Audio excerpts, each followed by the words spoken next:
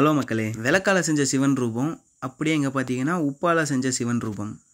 இவர் தான் எங்கள் ஊரோட சிவன், உற்சவமூர்த்தி. பார்க்கவே சூப்பராக இருக்குல்ல டெக்கரேஷனு. தேங்காய் உடச்சி கூத்த ஸ்டார்ட் பண்ணிட்டாங்க. அவ்வளோதான், இவங்க தான் நைட்டு ஃபுல்லாக யாரும் தூங்காமல் என்டர்டெயின் பண்ணிகிட்டே இருப்பாங்க. இங்கே பார்த்தீங்களா டான்ஸு, சினிமா ஹீரோயின் கூட தோற்றுருவாங்க இவங்க முன்னாடி. ஹலோ,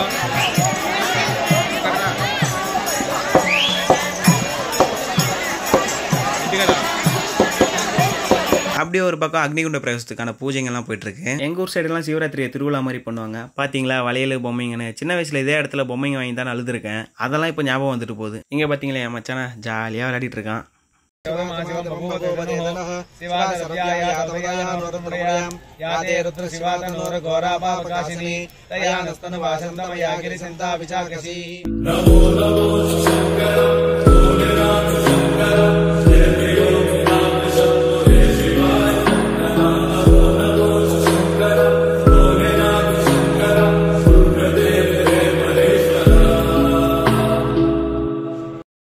அக்னிகுண்ட பிரவேசத்துக்காக கட்டைங்களெல்லாம் இறக்கி ஸ்டார்ட் பண்ணிட்டாங்க.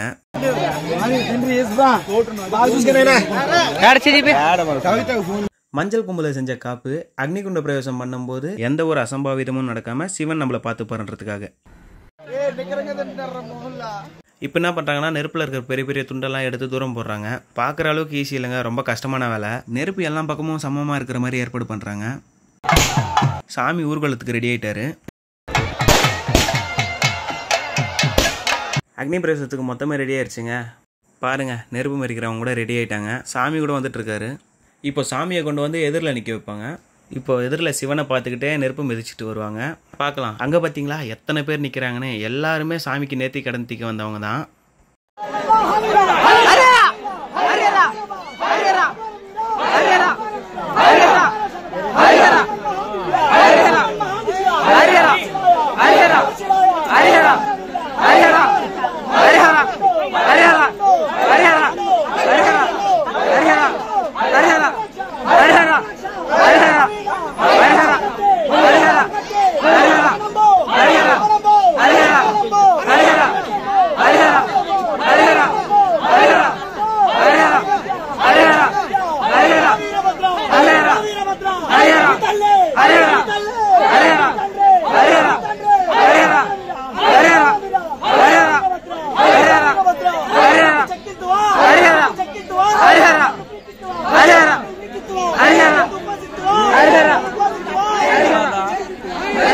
ఈ కార్యక్రమాలన్నీ పూర్తయిన తర్వాత ఇప్పుడు అగ్నిగుండ ప్రవేశం చేస్తారు.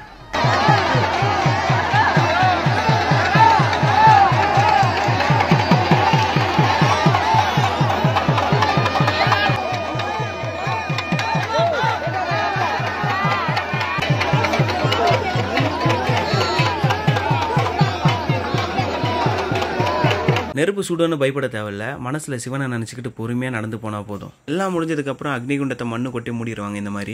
இதோட அடுத்த வருஷம் சிவராத்திரிக்கு இதே இடத்துல அக்னிகுண்ட பிரவேசம் ஏற்பாடு செய்வாங்க.